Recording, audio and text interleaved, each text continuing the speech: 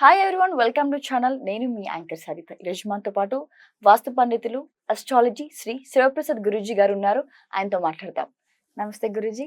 ఆశీర్వచనం తల్లి. మరి ఈ నెల ఇంకా మే అయితే స్టార్ట్ అయిపోతుంది మనకి ఇంకో 2-3 రోజుల్లో. కాబట్టి ఈ నెల ఏ రాశి వరకు ఎలా ఉంది మనం ఒక్కొక్కటిగా మాట్లాడుకుందాం. ప్రధానంగా అంటే ఒకవేళ వాళ్ళకి ఆ రాశి నుంచి ఏమైనా ఇబ్బందులు ఉంటే తగు చర్యలు కూడా మీరు మాకు వివరించండి. తప్పకుండా. గురూజీ, ఈ నెలలో వృషభం రాశి వారికి ఎలా ఉంటుంది? శ్రీ మహాగణాధిపతయే నమః. ఐం మహాసరస్వత్యే నమః. శ్రీ లలితాంబికాదేవ్యే నమః. వృషభ రాశి వారికి ఈ మాసము గురువు వస్తాడు వృషభములోకి. గురువు వచ్చినటువంటి దాని వలన కొన్ని సత్ఫలితాలు, కొన్ని వ్యతిరేక ఫలితాలు, అంటే మిశ్రమ ఫలితాలుగా గోచరిస్తున్నాయి. గురువు వస్తే మరి గురువు ఈ రాశిలోకి రావటం వలన మేలు జరగాలి కదా అని అనుకోవచ్చును. అందుకనే ఈ రాశి వాళ్లకు మొదటి నుంచి మిగతా గ్రహస్థితులు ఉండేటువంటి విధానము ఏమిటి అనేటువంటిది దృష్టిలో పెట్టుకొని గురువు ఇక్కడికి వచ్చిన దాని వలన కొన్ని ముఖ్యమైనటువంటి పనులు చేసుకుంటారు, కొన్ని చేసుకోలేకపోతారు అనేటువంటిది ఈ మాసంలో ఉన్నది. అంటే మిశ్రమ ఫలితాలుగా గోచరిస్తాయి. వీళ్ళు మామూలుగా గతములో చేసినటువంటివి ఎన్నో ఉపయోగ పనులు ఉంటాయి. అవి అప్పుడు చేసినటువంటిది కరెక్టు అని అనుకున్నవి కాస్త ఇప్పుడు కొంచెము తిరగబడి ఏదో ఒక మాట 2 మాటలు అనిపించుకోవడము లాంటివి జరగవచ్చునేమో. అంటే మానసికమైనటువంటి క్లేశం అంటాం. అంటే మనస్సుకు చిన్నపాటి బాధ. అదేమిటి, నేనేదో మంచి జరగాలి అనే అభిప్రాయంతో చేశాను మనస్ఫూర్తిగా, వీళ్ళదేం తప్పు ఉండదు పాపం, ఎవరిది ఏం తప్పు ఉండదు. కానీ కాలము గొప్పది కదా. అందువలన గ్రహస్థితులు అప్పుడు అనుకూలించినవి ఇప్పుడు కాస్త వ్యతిరేకమైనటువంటి దీంట్లో ఉండేటప్పటికీ గురువు ఒక్కోసారి గురువు తెలియక తొందరపాటుతనముతో శాపం పెడతాడు, మంచి చేస్తాడు. అలా ఎలాగో ఇప్పుడు కూడా అదే పరిస్థితి కొంచెం వృషభ రాశి వాళ్ళది.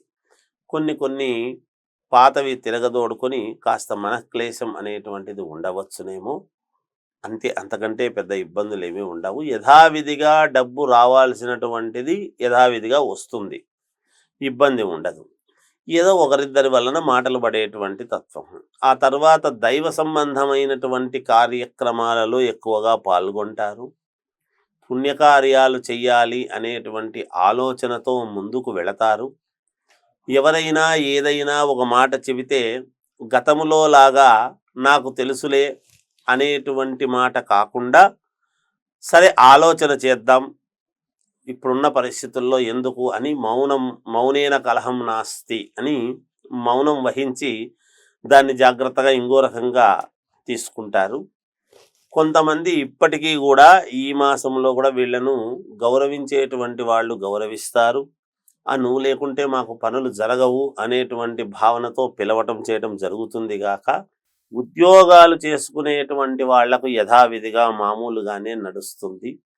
వ్యాపారం చేసుకునేటువంటి వ్యాపారస్తులకు యథావిధిగా రావాల్సినటువంటి లాభాలు ఎంత రావాలనో అంతవరకు వస్తాయి గాక, కొత్తగా ఏదైనా ప్రయత్నాలు చేసి మేము బాగుపడాలి, చేసుకోవాలి అని అనుకునేటువంటి వాళ్లకు ఈ మాసం అంత యోగదాయకముగా ఉండదుగాక, ఏది పెట్టినా 10 రూపాయలు నష్టం వచ్చేటువంటి అవకాశాలు ఉంటాయి. కాబట్టి త్వరపడి ఎక్కడా పెట్టొద్దుగాక తొందరపాటుతనంతో. ఏదో 10 రూపాయలు దానికి పెడతాం దీనికి పెడతామని అలా ఉండొద్దు. రాబడి తక్కువగా ఉంటుంది, యథావిధిగానే వస్తుంది కాబట్టి కొంచెం ఖర్చులు అధికముగా అయ్యే అవకాశం ఉన్నది ఈ మాసంలో వీళ్ళకి. అంటే అనూహ్యమైనటువంటి ఏవో పనులు పడేటువంటి దాని వలన కొంచెం ఖర్చు పెట్టాల్సినటువంటి ఇది ఏర్పడుతుంది. విదేశాలకు వెళ్ళాలి అనుకునేటువంటి వాళ్ళు వాయిదా వేసుకొని తర్వాత వెళితే బాగుంటుంది. తొందరపాటుతనం లేకుండా జాగ్రత్త వహించాలి. శుభకార్యాలు అవి మాట్లాడటానికి వీళ్ళను పెద్దగా పెట్టుకుంటారు, పిలుస్తారు. వీళ్ళ యొక్క ఆధీనంలోనే శుభకార్యాలు అవి నిర్ణయాలు చేయాల్సినటువంటి అవసరం ఏర్పడవచ్చును, ఇబ్బంది లేదు.